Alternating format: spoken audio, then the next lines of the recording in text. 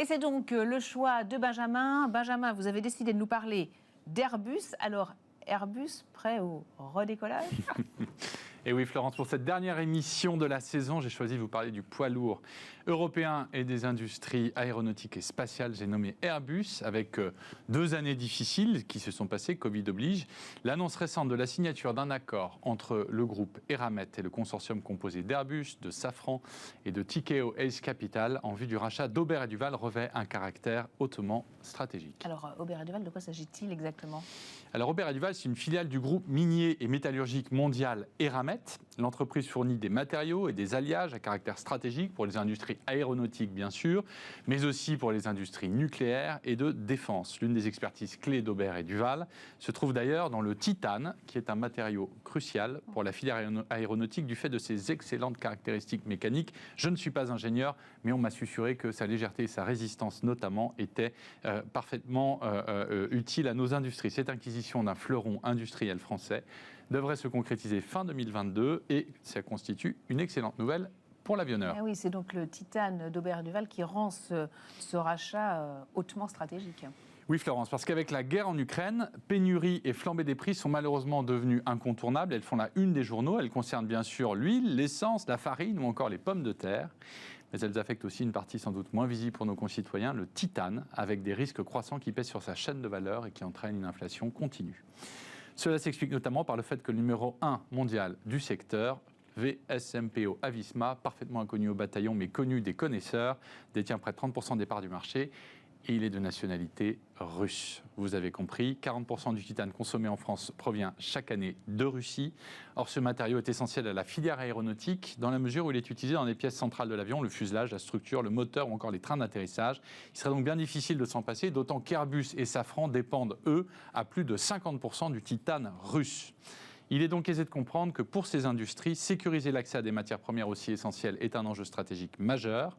Le plan France 2030 annoncé en octobre dernier s'y était d'ailleurs pas trompé en consacrant 1 milliard d'euros à la sécurisation de nos approvisionnements, notamment concernant le titane. Couvrir ce risque, c'est réduire ses dépendances et gagner en souveraineté pour Airbus, bien sûr. Et ce rachat s'inscrit d'ailleurs dans un projet plus vaste pour permettre à Airbus de gagner en autonomie, projet au doux nom de MAMA, mené en partenariat avec Aubert et Duval d'ailleurs, ainsi qu'avec l'Institut de recherche technologique Saint-Exupéry. À terme, le projet MAMA devrait aboutir ainsi à de nouveaux procédés de fabrication. Toutefois, l'approvisionnement en titane n'est pas le seul défi auquel est confronté l'avionneur. Et oui, il y en a d'autres, et je suppose que le retour à la normale post-Covid fait partie de ces défis.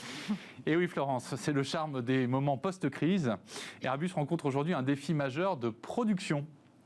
Après une année 2020 de crise qui a forcé Airbus à réduire d'un tiers sa production et une année 2021 qu'on peut qualifier, disons, de transitoire, l'avionneur doit revenir en force en 2022 avec 720 livraisons prévues. Le PDG d'Airbus, Guillaume Faury, a par ailleurs annoncé un objectif de production mensuelle de 65 appareils d'ici 2023. Une ambition qui, pour être réalisable, obligerait Airbus à trouver des solutions pour faire face, bien sûr, à la hausse des prix de l'énergie, aux difficultés logistiques qui pèsent toujours sur l'économie mondiale, ou encore aux problèmes de recrutement de personnel qualifié, notamment sur les lignes de production aux États-Unis ou à Tianjin, en Chine.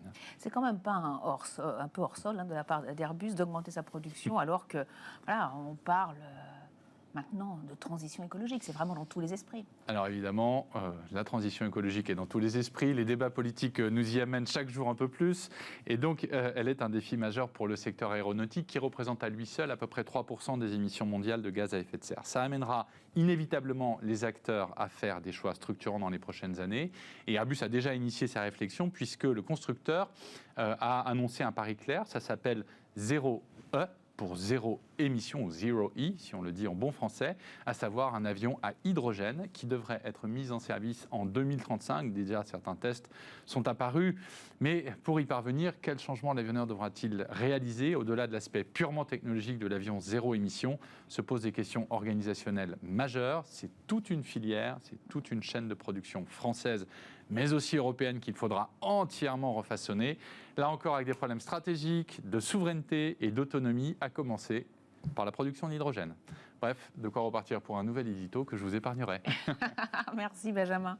Je vous ai vu écouter Benjamin attentivement. Peut-être une réaction justement sur ce rachat, sur cet édito? Non, mais je trouve que de toute façon, la dépendance sur plein de sujets est très importante. Je pense que la mondialisation est une bonne chose, mais simplement, on a oublié qu'à un moment, il peut y avoir des problèmes dans les rouages et qu'il faut toujours avoir des solutions de backup. Or, on ne les avait pas.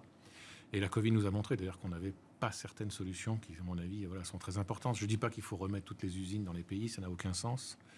Mais c'est vrai qu'il faut, sur certains sujets, en tout cas dits stratégiques pour un pays, se dire qu'à un moment, qu'on ait toujours, en tout cas, des plans B. Et oui, qu'il va peut-être falloir relocaliser certaines chaînes de production.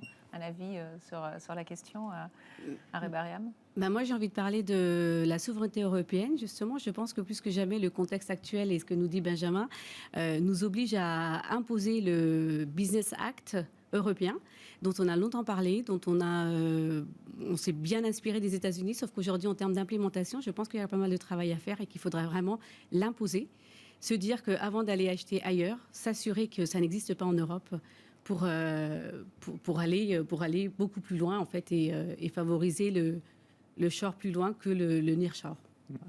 Sachant que, d'autant plus, il y a un élément qui est peu connu souvent du grand public, parce que Airbus, évidemment, c'est très connu, mais que derrière Airbus, il y a des centaines de PME industrielles très ancrées dans les territoires, qui sont évidemment dépendantes des carnets de commandes de l'aéronautique, et qu'effectivement, à partir du moment où vous avez assumé de l'autonomie et de l'indépendance pour ces grands groupes, c'est aussi beaucoup de sécurité et de visibilité pour tous les sous-traitants et toute la chaîne de valeur, qui parfois est très inquiète quand elle voit que quand le donneur d'ordre principal est à l'arrêt, tout le monde s'en rhume. Et oui, parce que derrière, il y a toutes ces questions d'emploi, bien sûr. Allez, on poursuit cette émission avec nos invités. Ça bouge dans leur secteur. Place au Move.